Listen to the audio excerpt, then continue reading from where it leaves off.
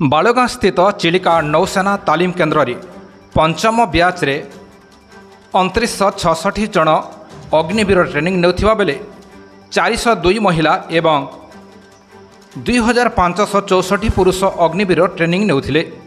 एही अग्निवीर माने दीर्घ 16 सप्ताह धरी ट्रेनिंग नेबा परे आज सेमानंक पासिंग आउट पेरेड अनुष्ठित होईछि।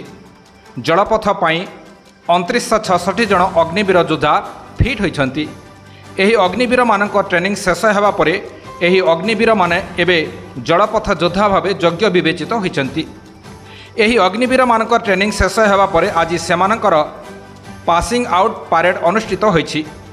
एही पासिंग आउट परेड रो दक्षिण कमांड पताका अधिकारी भाइस आडमिराल भी श्रीनिवास एथिरे अभिवादन ग्रहण करथिले।